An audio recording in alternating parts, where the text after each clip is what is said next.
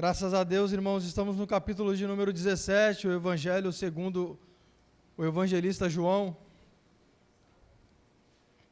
E chegamos no capítulo de número 17. O interessante é que no capítulo de número 17 ainda nós vamos ver Jesus falando suas últimas palavras com os seus discípulos. Se você prestar bem atenção, do capítulo 13 ao capítulo 17, Jesus ele está no mesmo cenário, conversando com os seus discípulos, dizendo as suas últimas palavras, e essas palavras o estudo que Jesus dá para eles ali é um estudo um pouco mais intensivo, pois a hora já era chegada, e nós vamos falar a respeito disso. Então, Jesus tinha pouco tempo. Do capítulo 13 ao capítulo 17, Jesus está numa quinta-feira de noite, e ele está um dia antes da Páscoa ali falando com seus discípulos e externando o que ia acontecer para eles, que era necessário que ele fosse, se ele não fosse, o Consolador não viria. Jesus os consola, dizendo: não turbe o vosso coração, crê em Deus, crê também em mim. Jesus fala sobre a obra do Consolador, o que o Consolador vai fazer. E Jesus, ele vai terminar nas suas últimas palavras com a oração que nós conhecemos como a oração sacerdotal, a oração de Jesus. E esse capítulo, ele é maravilhoso, pois nós vemos o Deus Filho orando ao Deus Pai. Nós vemos Jesus orando, e nós vamos ver qual é a preocupação de Jesus no capítulo de número 17. Por quê? Você vê que Jesus, em nenhum momento ele pensou nele mesmo. Ele sempre pensou em fazer a vontade do Pai. Ele sempre pensou estar de acordo à vontade do Pai.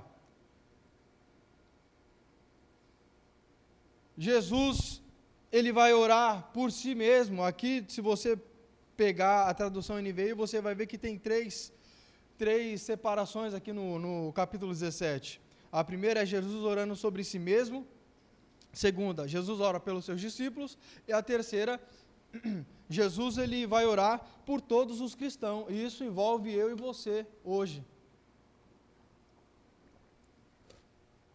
Então você vê que Jesus ele se preocupou. Ele não pensou em si, ele não pensou nos últimos momentos ali, o que eu vou pedir para Deus, né? O que eu faço?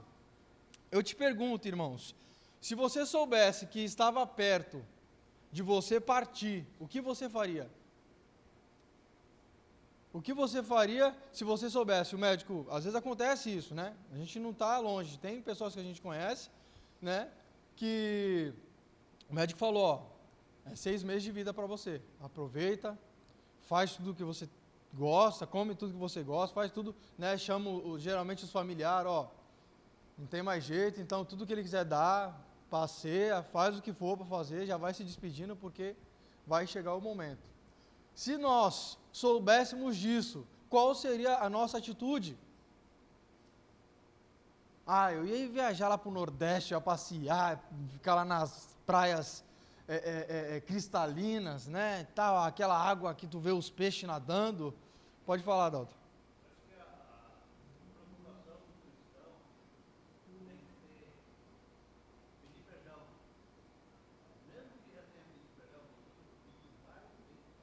Sim. Sim.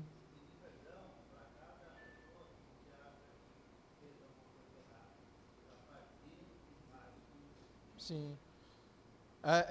Nós vemos bastante pessoas, né, fazendo isso. Quando está perto ali do leito, às vezes não fala com o filho, não fala a filha não fala com o pai, né, ou com a irmã, e chama, eu preciso falar, porque ela está sentindo que está partindo, que já vai embora, e ela quer tentar se resolver para ir em paz embora, né? Pode falar, irmã Neuzi.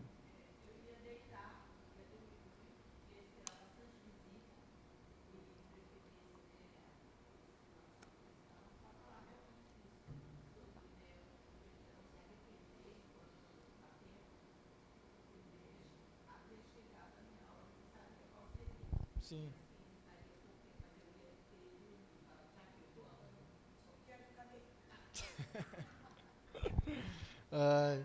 Mas então, é coisa para a gente se pensar, né?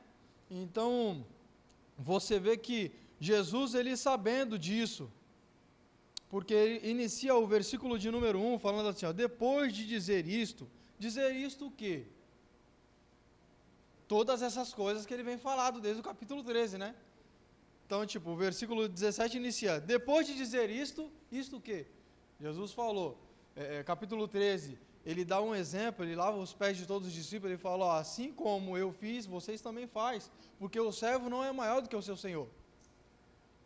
Se eu fiz isso, e vocês me chamam de Senhor, e vocês estão certos, porque realmente eu sou, faça vocês também. Ame uns aos outros, se preocupe um com os outros. Jesus, ele fala as últimas palavras, não turbe o vosso coração, a casa de meu pai há muita morada, há muitos quartos, você não vai ser vizinho de Deus, você vai morar junto com Deus.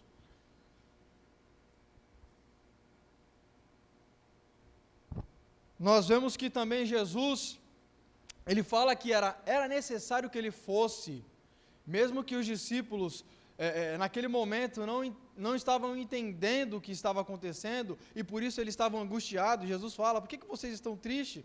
Se vocês me amassem, vocês iam ficar felizes, porque eu estou indo para o Pai. Mas os discípulos não estavam entendendo o que estava acontecendo.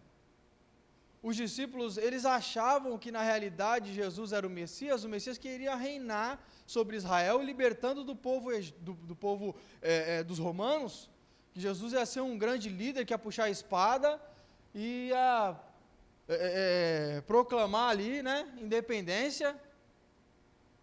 E Jesus fala que não, eu tenho que ir, eu tenho que morrer. Mas como assim tu vai morrer? Como assim? Jesus fala, para onde eu vou, vocês não podem agora. Como assim, Jesus, eu não posso para onde? Eu dou minha vida por você, Pedro diz. Jesus fala, Pedro,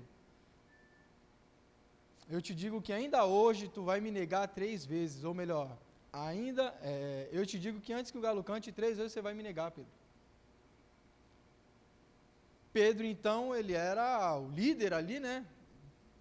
Poxa, eu vou te negar? Jesus, ele mostra, ele revela sobre o traidor, sobre o Judas. Então Jesus, ele vem falando várias coisas. Ele fala sobre o Consolador e a obra do Consolador, o que o Consolador vai fazer. Então ele chega aqui. Depois de dizer tudo isso, Jesus olhou para o céu e orou.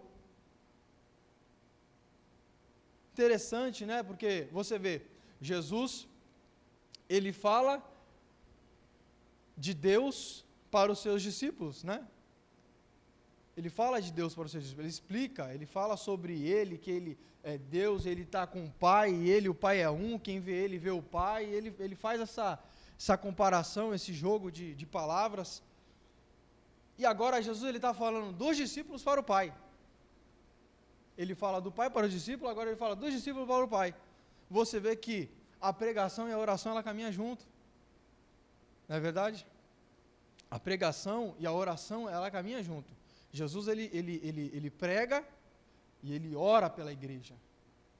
Nós devemos pregar, falar de Cristo para as pessoas, devemos orar também pelas pessoas, apresentar diante de Deus as pessoas, os nossos irmãos, os nossos familiares, vizinhos. Nós devemos orar para que Deus, ele possa fazer ali então a sua vontade, ele possa salvar essas pessoas. Então Jesus, ele olha para o céu e ora, e ele fala, Pai, chegou a hora. Chegou a hora, que hora é essa que chegou? Qual foi a hora que chegou?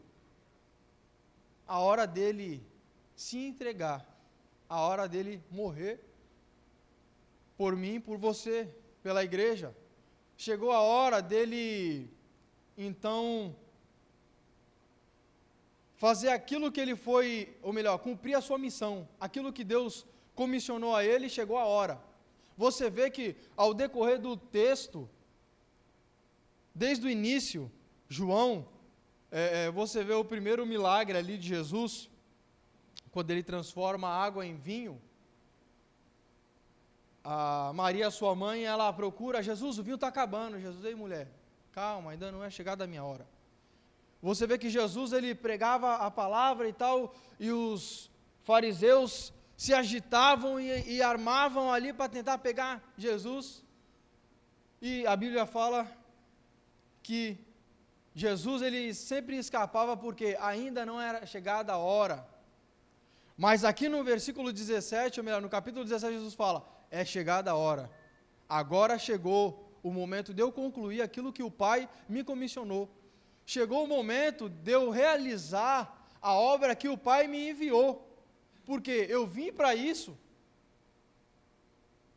Ele não veio para outra coisa, ele não veio passar umas férias aqui, né? Eu vou lá para a terra passar umas férias com os meus filhos, com os meus servos. Não, tinha uma obra.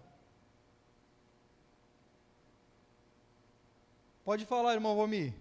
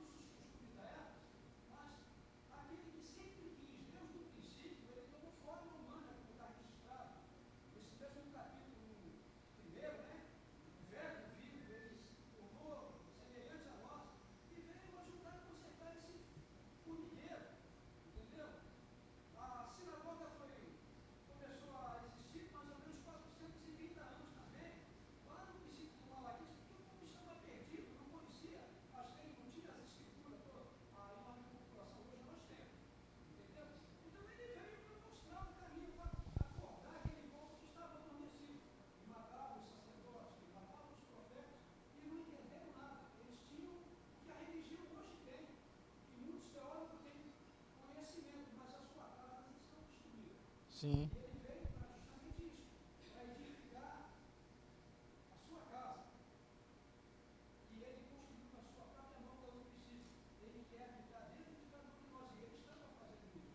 Sim. Então, você vê que a hora era chegada. A hora era chegada. Jesus ele sabia disso, que na realidade uma hora ia chegar esse momento dele concluir aquilo que Deus tinha colocado em suas mãos. E Jesus ele fala: glorifica o teu filho, para que o teu filho te glorifique. Pai, chegou a hora, glorifique o teu filho, para que o teu filho te glorifique. Apesar de parecer derrota a cruz, na realidade, Jesus ele vê a cruz como a glória de Deus. Na realidade, Jesus ele vê a crucificação dele como uma forma de Deus ser glorificado, e não somente a Deus, mas ele próprio ser glorificado, porque é uma obra que Deus tinha comissionado ele. Então, a cruz não foi algo que derrotou a Cristo, mas na realidade Cristo venceu através da cruz. Então essa cruz que parece ser uma derrota, na realidade é uma vitória, porque era necessário. Glorifica o teu filho, porque na crucificação, Jesus ele está sendo glorificado. para que o teu filho te glorifique. E essa glória, ela volta diante de Deus. Então, quando Jesus ele fala a respeito disso, é sobre a sua morte, sobre a crucificação. Aquilo que parecia ser uma derrota, na realidade é uma glória para Deus. Pois lhe deste autoridade sobre toda a humanidade. Jesus, ele é o único. E através dessa crucificação dele, através desse sacrifício que ele veio cumprir, ele teve então do Pai toda a autoridade sobre toda a humanidade. Foi pelo sacrifício dele, Deus então dá toda a autoridade para ele sobre toda a humanidade. Então, se existe alguém que tem a autoridade de conceder vida eterna, esse alguém é o próprio Cristo.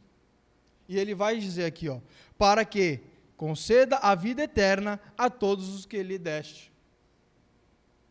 Então Deus ele concedeu autoridade para Cristo conceder vida eterna através do seu sacrifício. Então por isso que o único mediador entre Deus e os homens é Jesus.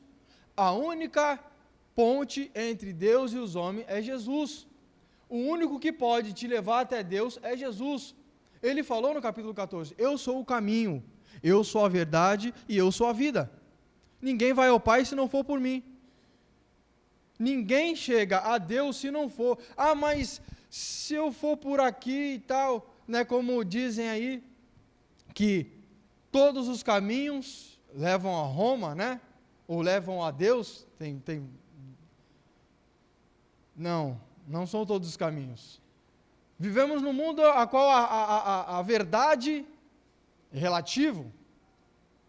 Não há uma verdade absoluta. Cada um tem a sua verdade, mas a Bíblia fala, não, Jesus é a verdade. Se existe uma verdade, essa verdade é Cristo. Se existe um caminho, esse caminho é Cristo. E se existe uma vida eterna, é apenas Cristo que pode dar essa vida eterna. Ele fala, eu sou a vida eterna. Você quer ter vida eterna? Eu sou a vida eterna. E o interessante é que a vida eterna que Cristo fala não é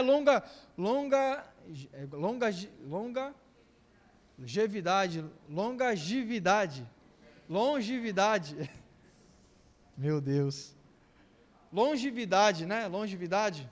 Obrigado, minha esposa é professora, você me ajuda, irmãos. Maravilhosa por isso. Ele não está falando no aspecto de você ter 1 milhão de anos. Não é sobre isso. Vida eterna não é sobre isso. E como eu aprendi no livro de João, irmãos, como esse livro é maravilhoso, cada vez que eu estudo mais, eu fico mais impressionado. E cada vez que você volta no que você estudou, você consegue perceber detalhes que você não viu atrás e tu percebe e tu se aprofunda, tu fala, meu Deus do céu. Parece que tu mergulha ali e tu fala, meu Deus, quanta maravilha que tem nesse livro. Como nós precisamos estudar e entender o livro de João. Porque isso é para nós hoje em dia, sem dúvida. Naquele tempo, não é naquele tempo. João ele está mostrando Deus como, ou melhor, Jesus como o próprio Deus encarnado. Esse livro ele escreveu para todos os cristãos, não foi direcionado para um público, foi para todos. Ele está apresentando Jesus como Deus. Então, como eu me fico maravilhado com essas coisas, sabe por quê? Porque, como eu disse, eu até levei uma mensagem na Praia Grande a respeito disso, sobre a vida eterna, que nós devemos almejar a vida eterna, mas só que nós nos enganamos no quesito de achar que vida eterna é longevidade, ou de estar indo para um lugar maravilhoso, com ruas de ouro, de cristal, com aquele jardim lindo, cheio de flores, com os passarinhos cantando. A gente já começa a lembrar da Branca de Neve, né? Você já vê na sua cabeça ali o desenho da Branca de Neve, aquele, né? Então não é isso. E Jesus ele fala aqui,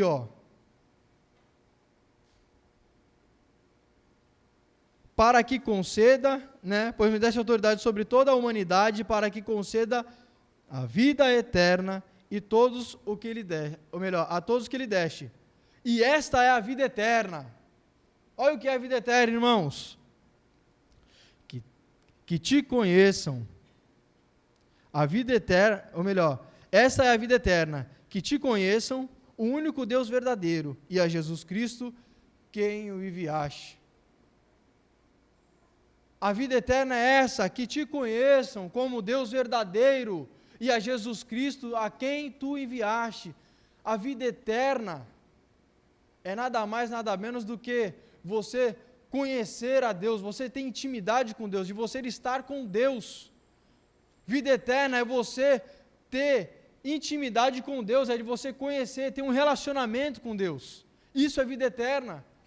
Quando nós falamos que a pessoa, ela foi, a gente usa essa expressão que foi para o inferno ou não foi para o céu, na realidade, essa pessoa ela foi separada de Deus, ela morreu sem Cristo. É isso que o inferno é você estar separado de Deus, é você não ter Deus, porque, como eu disse na mensagem, que se você pode ir para o lugar mais lindo, maravilhoso, você pode ir para o paraíso, se o paraíso não tiver Jesus lá, você não tem vida eterna, porque quem não tem Deus está morto. A vida eterna é conhecer a Deus, e prosseguir em conhecer, e conhecer, e conhecer. E o interessante é que essa vida eterna, apesar de também ser longevidade, mas o que Jesus está falando é sobre ter Ele perto de você, você tem intimidade com Ele, isso é a vida eterna de você conhecer a Deus, é que se você estiver lá no céu e passar 1 milhão de anos, você nunca vai se cansar de Deus, você nunca vai viver uma vida medíocre, ai caramba, já conheço Deus completamente. Não, você vai viver 1 milhão de anos e você vai estar conhecendo Deus, você vai viver 1 bilhão de anos e você vai estar conhecendo a Deus de novo. Por quê? Porque você nunca vai se enfadar, você nunca vai conhecer Deus por completo de uma forma que você, entenda essa palavra que eu estou dizendo por completo, é que você nunca vai se cansar de Deus. Ai Deus, eu te conheço já totalmente de tudo, já estou cansado, né? Eu já te conheço já, Deus. Não, você sempre vai viver novidade de vida, e sempre conhecendo, e sempre aprendendo, e sempre vendo Deus, e isso é vida eterna. A vida eterna é esta, que te conheça como Deus verdadeiro. E se a vida eterna é conhecer a Deus como Deus verdadeiro, nós estamos já vivendo um pouco dessa vida eterna, porque nós estamos vivendo com Deus. Nós temos intimidade com Deus. Nós estamos ligados a Deus, porque se nós somos corpo de Cristo, e Cristo está com Deus, à destra de Deus, nós estamos na presença de Deus, nós estamos perante a Deus. Nós estamos vivendo um spoiler do que é uma vida eterna. A vida eterna ela vai se iniciando aqui. A partir do momento que nós reconhecemos Jesus como o único e suficiente Salvador da nossa vida. A partir do momento que nós prosseguimos em conhecer a Deus, nós estamos vivendo um pouco da vida eterna.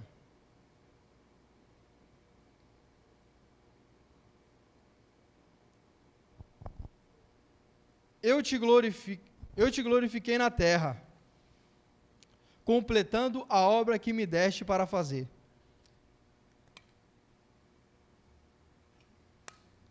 Que obra foi essa? Alguém tem um spoiler aí? Alguém consegue? Qual foi a obra?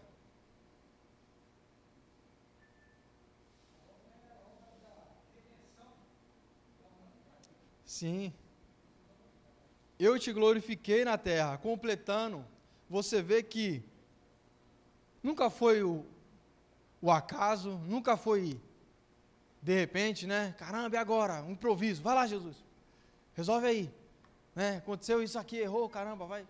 Não, nunca foi. Jesus fala: eu te glorifiquei na terra, completando qual foi as últimas palavras de Jesus na cruz do Calvário?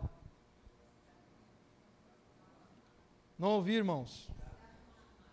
Está consumado. Está consumado. O que está consumado? A missão que ele veio fazer. Está consumado. Sim. Sim. Isso.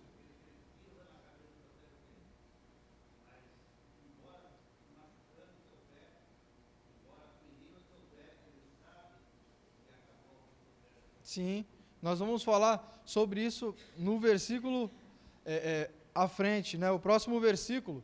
Então, o que Jesus ele fala? Que ele glorificou o Pai completando. Ele veio, ele cumpriu. Não foi pela metade. Ele não... eu falei que vou, mas Deus, acho que eu não vou não, porque pensei melhor. Não, ele cumpriu. Ele falou, está consumado. No grego ele fala, tetelestai, está consumado. E o que significa tetelestai no grego? Está pago, está consumado, está liquidado. 3 significados de tetelestai. Então, quando o filho ele era orientado pelo seu pai, para fazer alguma atividade, ele terminava, ele falava, pai, tetelestai, está consumado. Terminei, pai, a missão que o Senhor me deu. Quando a pessoa ela comprava um objeto, alguma coisa, ele recebia o recibo, tetelestai, está pago, você liquidou a sua dívida. Quando a pessoa ela comprava uma propriedade, uma casa, e ele recebia ali então a escritura da sua casa, carimbada, dizendo tetelestai, está liquidado. Jesus então, ele termina a sua obra missionária aqui na terra, cumprindo, dizendo, pai, tetelestai, está liquidado, eu concluí aquilo que o Senhor mandou, eu conquistei, eu comprei, eu terminei, eu liquidei a obra da salvação.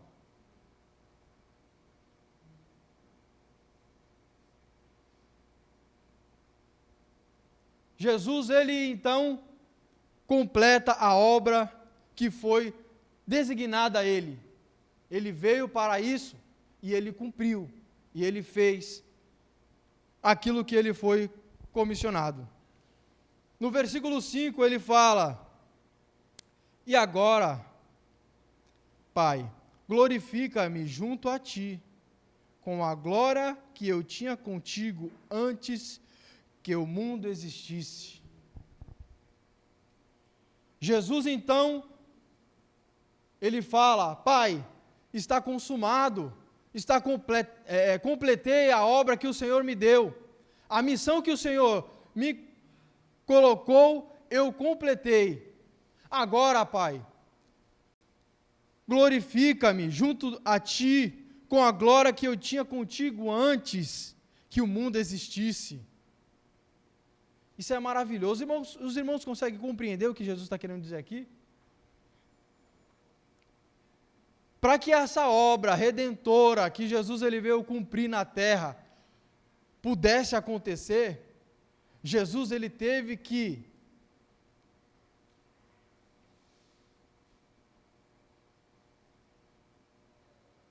fazer alguns sacrifícios. Sacrifícios não pequenos.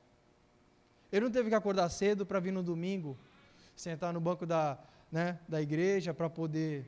Não foi um sacrifício desse. É um sacrifício, né? Caramba, semana inteira eu trabalho, eu vou lá, que eu vou... Não foi esse sacrifício.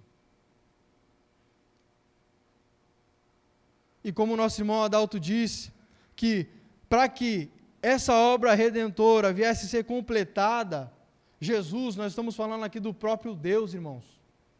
Jesus, ele teve que se despir da sua glória. Ele estava lá no céu.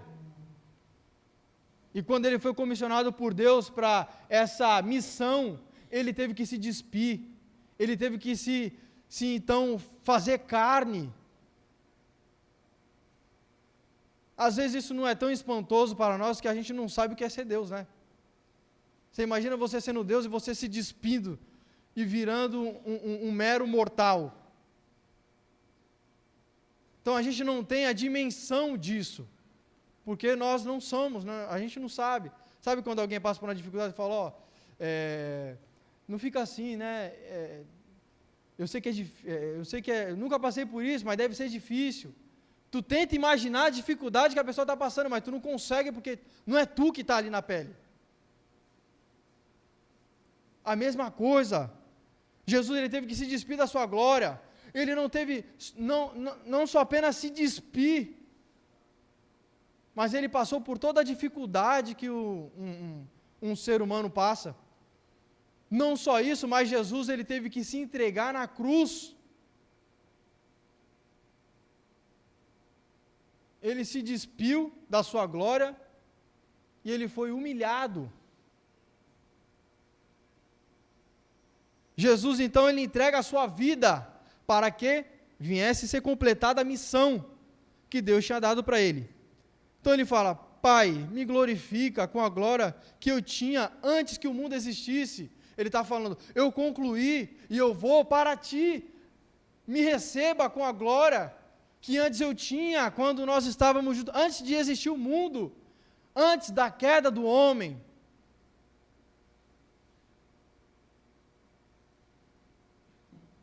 Jesus, ele está pedindo para Deus glorificar ele da forma que ele era antes de vir para a terra. Me glorifica junto de ti, com a glória que eu tinha antes que o mundo existisse. Então, nós estamos falando aqui, né, de algo repentino, algo que aconteceu por acaso. O nosso irmão Adalto mesmo comentou. Essa obra redentora que Deus veio cumprir, ela se inicia lá no Gênesis. Antes da fundação do mundo.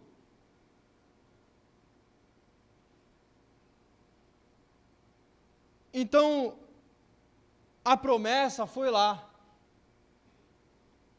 que da semente da mulher nasceria um, e esse pisaria na cabeça da serpente.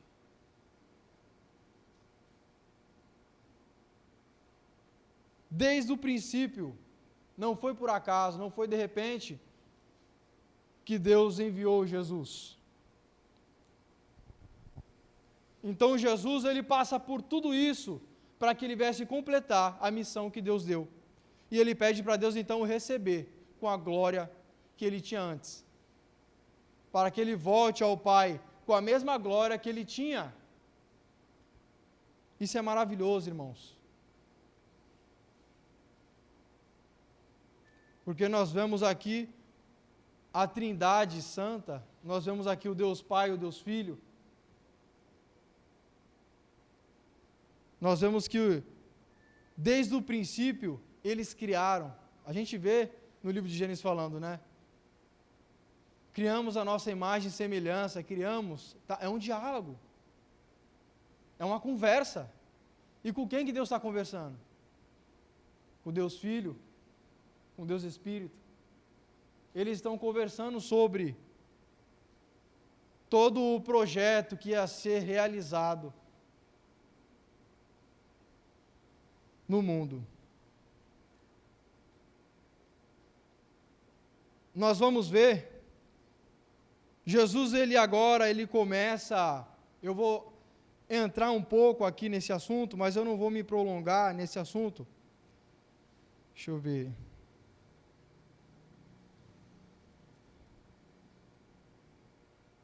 Porque a hora já está avançada, eu posso dividir a aula para a semana que vem. Mas Jesus agora, ele ora pelos seus discípulos. Você vê Jesus, ele ora por si e fala sobre a obra da salvação. Agora Jesus ele vai orar pelos seus discípulos. E Jesus, ele ora pelos seus discípulos e ele vai nos revelar algo que na realidade nós somos escolhidos por Deus.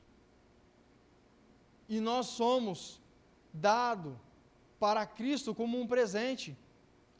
Então, Deus nos escolheu e nos deu para Cristo, para que Cristo, então, pudesse nos dar a vida eterna. E ele fala assim, no versículo 6.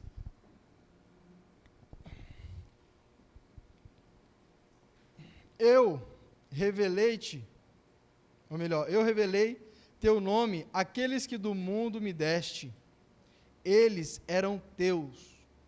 Tu os deste a mim, e eles têm obedecido a tua palavra.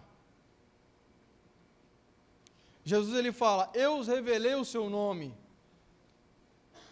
Quando Jesus ele fala, eu os revelei o seu nome, Jesus ele está falando sobre o nome para os judeus, significava muito, né? Mostrava sobre o seu caráter, a pessoa que você era, a sua essência. Então, na realidade, Jesus ele está falando, eu os revelei o teu nome, eu mostrei a tua essência, quem tu é.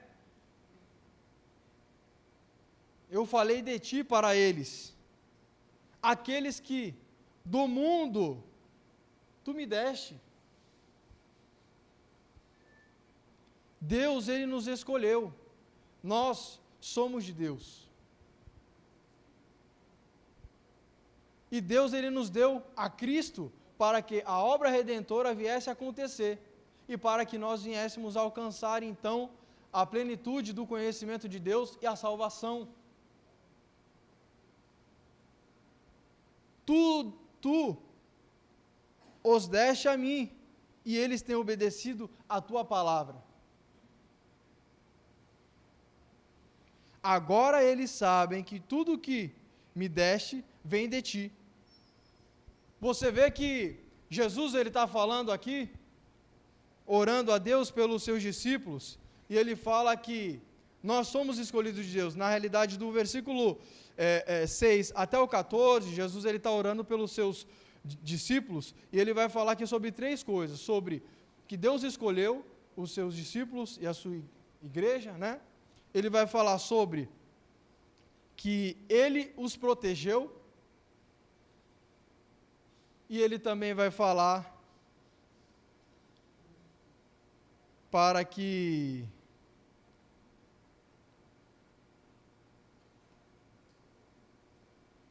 Deus ele nos proteja. A preocupação de Cristo sempre foi em guardar. Você vê que ele fala continuamente, ele vem falando sobre proteção, sobre Deus guardar a sua igreja, sobre Deus guardar os seus. Aquele que tu me deste, eu não perdi nenhum. Eu protegi. Aquele que você trouxe a mim. Nós vamos ver no livro de João, capítulo 6, você vai ver que... Quem pode ler para mim, irmãos? João, capítulo 6, versículo do 37 ao 40. Leia em voz alta, por gentileza.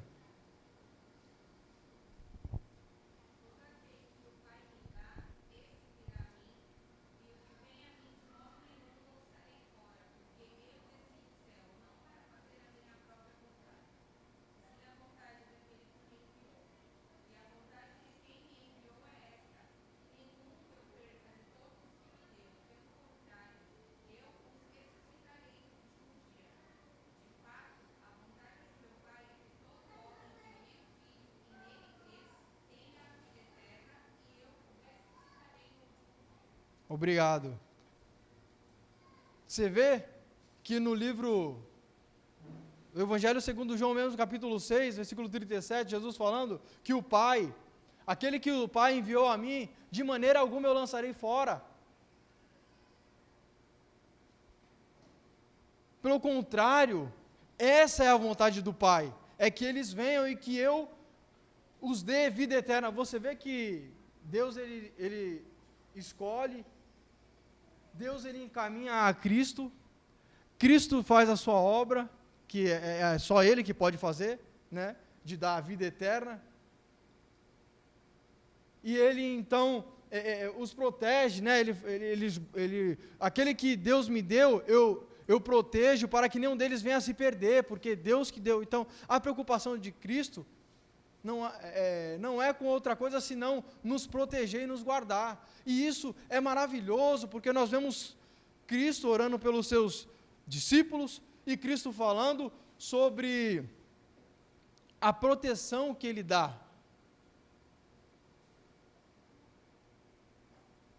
Então você vê no versículo 7 que ele fala: agora eles sabem de tudo o que me deste.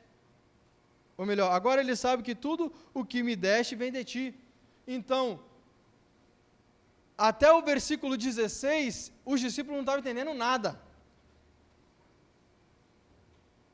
Eles não estavam entendendo nada, eles estavam, na realidade, eles estavam angustiados, porque Cristo falou que tinha que ir embora, para onde Cristo iria, eles não podiam ir.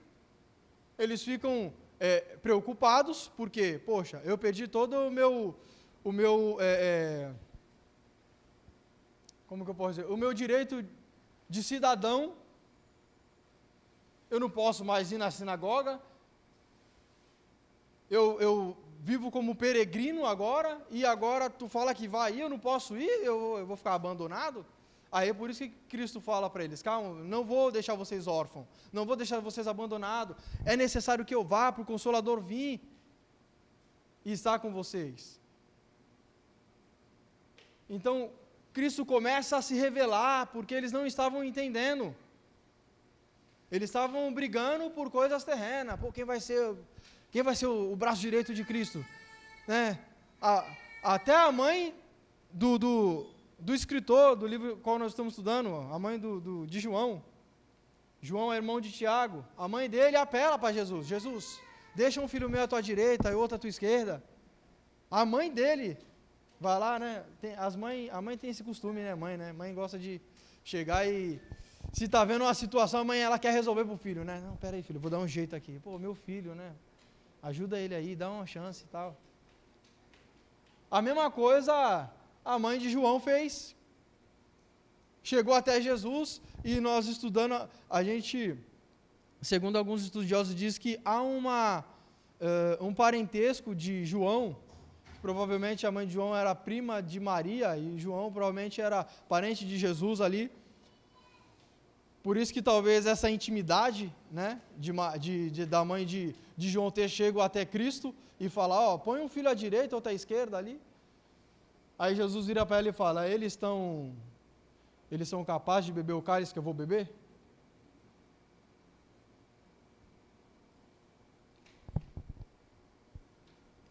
Eles não estavam entendendo nada, irmãos, até o capítulo 16.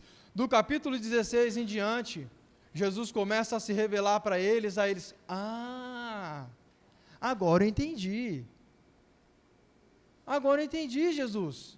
Realmente, agora nós cremos que tudo que tu fala vem de Deus. É isso que eu estava falando. Eu não estou falando de mim. O que eu falo é Deus que manda eu dizer. Isso mostra a conexão entre Cristo e Deus. Eles são um só. É o Deus Trino, né? Um só em essência, mais três em pessoa, né? Então, Jesus, ele fala: é isso. Aí os discípulos: agora eu entendi. Então, quem vê você vê Deus, e quem vê Deus, né? Agora eu entendi. Agora faz todo sentido. Jesus é necessário que eu vá, é necessário que aconteça, isso é plano de Deus, é a vontade de Deus, e eu vim fazer isso. E se vocês me amam, vocês têm que ficar felizes, porque eu vou voltar para Deus.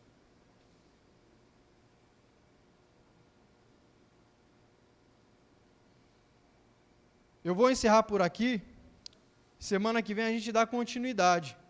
E nós vamos então ver Jesus, ele dando continuidade na sua oração, dizendo sobre que ele, para Deus os proteger, porque Jesus, enquanto ele estava no mundo, ele os protegeu. Agora ele vai para o Pai, e ele não quer que os seus discípulos e a sua igreja estejam órfãos e desamparados. A preocupação de Cristo sempre foi com a sua igreja, sempre foi com os seus. Você quer comentar alguma coisa, Tamires? Pode falar.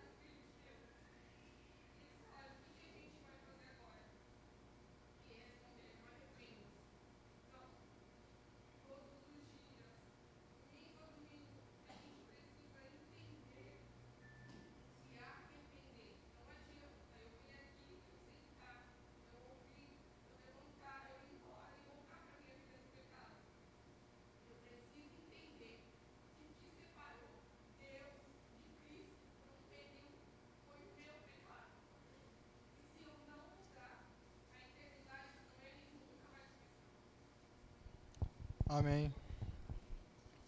É verdade, nós devemos ter consciência disso, né? Devemos ter consciência. Algum irmão mais gostaria de fazer um comentário? Pode falar, Valmir.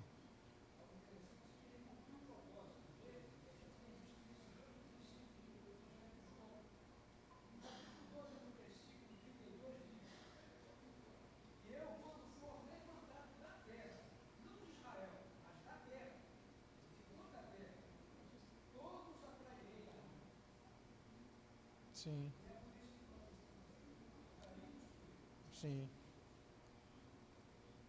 É como no capítulo 3, né, quando Jesus ele está falando com Nicodemos, que ele fala que é necessário que o Filho do Homem seja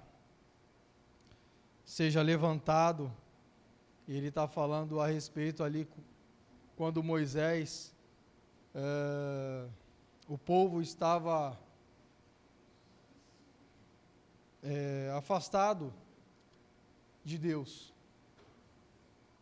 e começou a vir serpentes venenosas no deserto ali, e começou a picar o povo, e o povo ia morrendo, então o povo começa a clamar: Moisés, a gente não aguenta mais isso, o povo está morrendo.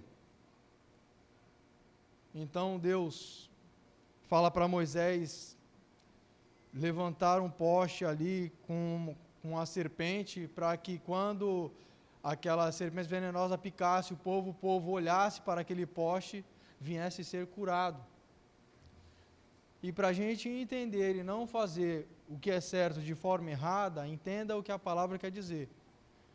Ele está se referindo, isso é uma referência a Cristo, é uma referência a que nós, pecadores, quando nós então reconhecemos o nosso pecado, que foi o que aconteceu com o povo no deserto, eles reconheceram: Moisés, pelo amor de Deus, vai morrer todo mundo, está todo mundo morrendo com o veneno da cobra. eles olharam para aquele poste ali, que tinha uma serpente, eles eram curados. Da mesma forma, nós devemos então olhar para dentro de nós, fazer um momento de reflexão, devemos ter a consciência que somos pecadores e necessitamos da misericórdia de Deus. E aí então nós vamos conseguir olhar para aquele poste que hoje seria a cruz, que Cristo está pendurado, e nós vamos receber então a cura, o perdão do nosso pecado, a vida eterna.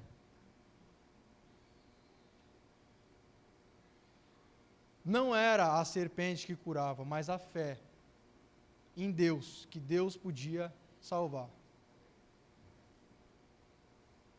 Nós temos fé em Cristo, que Cristo ele pode fazer muito mais do que nós pensamos e imaginamos. Amém? Porque Deus ele tem guardado. E a Bíblia fala que aquilo que os olhos não viram e os ouvidos não ouviram, são as coisas que Deus tem guardado e Deus tem preparado para aqueles que o amam. Amém? Que Deus abençoe a igreja e eu agradeço a oportunidade.